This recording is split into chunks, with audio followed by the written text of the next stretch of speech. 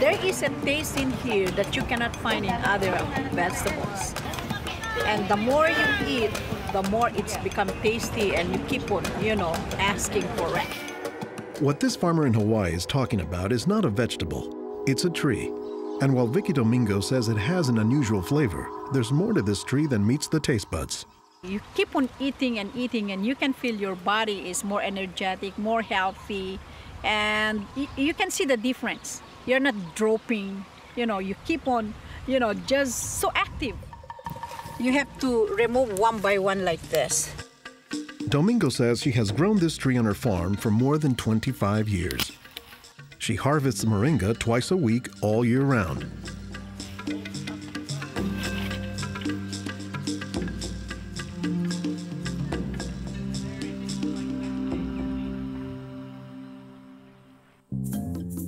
Every week, Domingo sends 1,000 pounds of moringa to the mainland. The rest of it ends up here at a Honolulu farmer's market, where most of her customers have eaten it their entire lives. Well, in the Philippines, it's a third country. In other words, not a rich country. We cannot afford to go to the doctor for medicinal purposes. So we use this in our daily lives so we can have more energy, more vitamins to supplement our daily nutrition in our body. The tree is called moringa, or as the Filipinos call it, marunggay. An awful lot of cultures have one or more plants that are kind of markers that people think of themselves when they think of that plant. Dr. Will McClatchy is an ethnobotanist at the University of Hawaii. He studies the ways that humans interact with plants. If you drive around Honolulu here, you'll see a lot of houses have at least one marunggay in the yard, maybe a little forest of them, and that's a pretty good indicator that there's a Filipino family there. Jokingly, we say it our Filipino banner, which is our Filipino flag. Once you see this, that means, Filipino stays there. Domingo says there are many nutritional and medicinal uses for moringa. All parts of the tree are usable, from the roots to the stem, to the leaves, to the flowers, and to the pod. The roots, you can use that as a tea. And then the trunk, you can scrape it, squeeze it, get the juice, put in your cut skin, and your skin will heal. Some of this may be folktale, but some cultures have used moringa as a medicinal plant for thousands of years.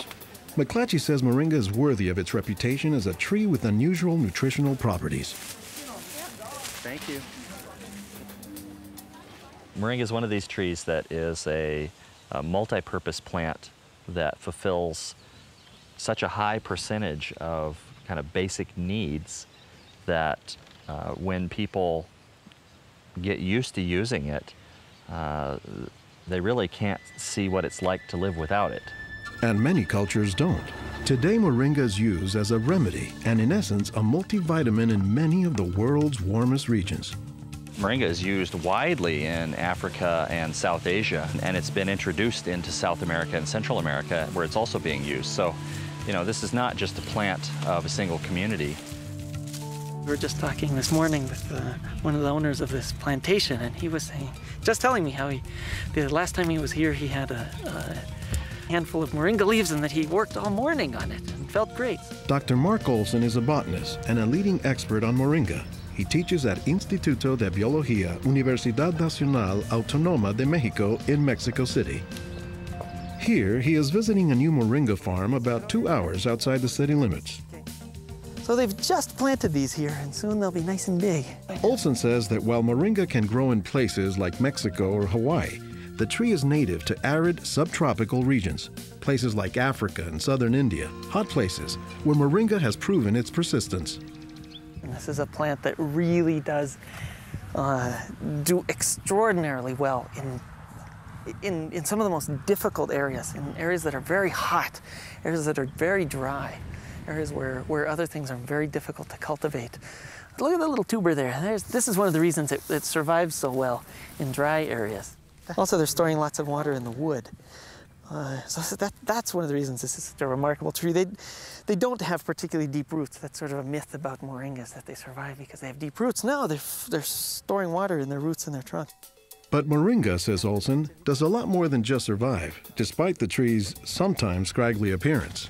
I don't think they're actually the most attractive tree. They're more a tree that you look at and you sort of love the way you love a scruffy friend or a scruffy dog.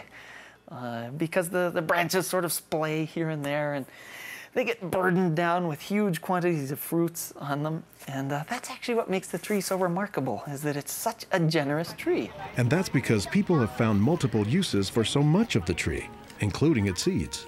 They're full of oil. You press the seeds, and then this wonderful aromatic oil comes oozing out, which you can use for cooking, you can use for cosmetics or lubrication or whatever. And the cake, the press cake, the stuff that's left over after pressing the seed, that is what's used for water purification. Water purification, Olson says, is especially useful in developing countries where clean water is hard to come by. But the benefits don't stop there. Some of the things I think are most exciting about moringa is, for example, the high vitamin content. There's a lot of vitamin A in the leaves. And worldwide, that's a problem. A lot of people have problems in development of their eyes because they don't have enough vitamin A. Moringa's vitamin A content, and its content of vitamins in general, has caught the attention of scientists around the world. So I started to read about moringa, and I was absolutely amazed about the richness in nutrients, in many antioxidant compounds, in vitamins. Dr. Monica Marcoux is a pharmacologist who has studied many plants. She has done extensive research on moringa and says it has significant nutritional potency. This subject is one of the topics of her recently published book, Miracle Tree. To me, it was just a natural pathway from my scientific background and my love for trees to writing this exciting book on one of the most exciting and extraordinary trees of our world. Marcoux spends much of her time looking at trees and plants, both as a pharmacologist and as an artist. While Marcoux, the nature photographer, is grabbing shots of plants, Marcoux, the pharmacologist, says she has a bigger concern. We are having an epidemic of cancer and cardiovascular diseases and many other chronic diseases. It's because we basically do not eat what we are supposed to eat. Most of the plants are famous for a particular type of nutrient, like for instance, the orange or the lemon is famous for a high content of vitamin C. The spinach, for instance, on the other hand, is famous for its iron content. Moringa is very unusual because this single plant contains a wide variety of nutrients, but also in quite very high amounts. Marcoux says this concentration of nutrients combined with low calories and low sodium content makes moringa an ideal energy food or supplement that can help offset the typically unhealthy Western diet. Many of the Westerners are also deficient in antioxidant and anti-aging substances that are mostly found in plants. Antioxidants, according to the National Institutes of Health, protect the body's cells and may prevent cancer. And Marcoux says moringa is a treasure trove of antioxidants that happen to work hand in hand. Antioxidant substances and antioxidant vitamins work together in the body. For instance, it's known that selenium works better in the presence of vitamin E. Moringa has high amounts of selenium and has also vitamin E. While many plants contain antioxidants, Dr. McClatchy says that moringa is also high in the nutrients we usually associate with meat. Moringa is well known for being a good source of leafy green vegetable protein. And you don't get a lot of protein out of many vegetable foods other than like beans and things like that. So getting it out of the leaves is really a big deal. And while there are a few other plants like soy that are protein-rich, Olson says moringa is special. I have a lot of food allergies. I'm allergic to wheat, I'm allergic to eggs. Soy tends to be a fairly highly allergenic food. It causes allergies easily in many people. We think that this is because of the form that some of the proteins are in soy. They're apparently in a form that's very simple and fairly easy for the body to assimilate in moringa. According to the United States Department of Agriculture, moringa contains 18 of the 20 amino acids, building blocks of proteins that are found in the human body. And, says Marcoux, moringa is one of the few plants that contains all of the essential amino acids. Moringa contains all the 9 essential amino acids that actually we cannot produce. Their presence, but also their ratio, is very beneficial, and it is estimated that this ratio is very good for absorption and for being bioavailable to our bodies. Further research is needed to establish the bioavailability of all of moringa's nutrients. But in some places, scientific studies may be too long a pursuit and take a back seat to a harsh reality. In most of sub-Saharan Africa, any baby has a 20% chance of dying before he reaches the age of 5. In some countries, up to 40%. And even those who survive past the age of 5, up to half or more will suffer from malnourished physical and mental development. C'est des lésions de malnutrition. These are lesions caused by malnutrition around the neck and around the waist. They are dry now, but will become permanent scars.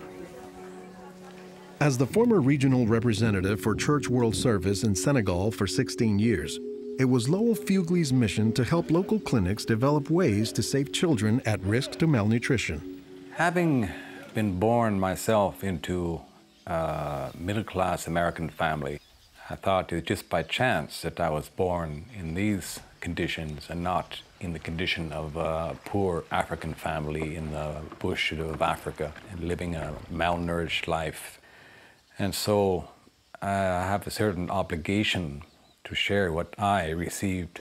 In his quest to combat malnutrition, Fugley came across moringa in the late 1990s. It contains more vitamins and minerals in various combinations than you find in any other possible vegetable. And I thought to myself, if this source of nutrition could be made available at the village level, then this could be a very effective tool in preventing malnutrition. What Fugley says he didn't know at the time was that the Senegalese people were already familiar with moringa. It was only through a Peace Corps volunteer working in forestry who told me that, oh, moringa is already growing in Senegal. Not only was it growing, the people had been using it for generations, only they didn't refer to it as moringa. They called it nebedai, which Fugley suspects comes from the English words never die, after the tree's resilience. I ask any Senegalese, do you know the nebedai tree? Oh, yes, my mother makes a sauce from the leaves of this tree. We call it mboum. Every Senegalese knew this tree. The problem, says Fugley, was that it was prepared and used in ways that diminish moringa's nutritive contents. They boil the leaves too long, they throw out the water that is boiled in and where many of the vitamins are located, and so they lose a lot of the benefits that the leaves could provide. So Fugley went to work, both planting moringa trees and, more importantly, educating healthcare workers on how moringa can help stave off malnutrition. Regarde tonton. Regarde celui-là. Regarde tonton. Tu as vu? Non, non, celui-là même. Pour le moringa. I was trained in 1998, and right away we saw the virtues of using moringa because of its very high nutritional value. So we began using it right away on an experimental basis. Après la formation, con le moringa. Healthcare workers learned to grow their own moringa trees, dry the leaves, and pound them into powder, maintaining all the nutrients. Nursing mothers were taught to add a spoonful of moringa to their food morning, day, and night to increase their milk production. They were also told to add moringa to all of their family's meals. When we introduced this tree in Senegal, or uses of the tree and different ways of using it, the reactions of the people there was that, well, this is our tree. You know, you're just adding on what we know already. As people changed their habits, Fugley says the results were clear, especially among children. They'll look happier, they'll have more energy, they'll smile. When they came to the clinic, limp, eyes drooping, no energy, and within 3 weeks, you see them bigger, healthier, and smiling. La récupération avec le moringa a été beaucoup plus rapide. We observed that it was much, much more effective than the classic system we had been using, which was based on imported and costly products, such as milk powder, sugar, and vegetable oil. With moringa, people can go into town and find it themselves. Et on l'a, même des fois sans un sou.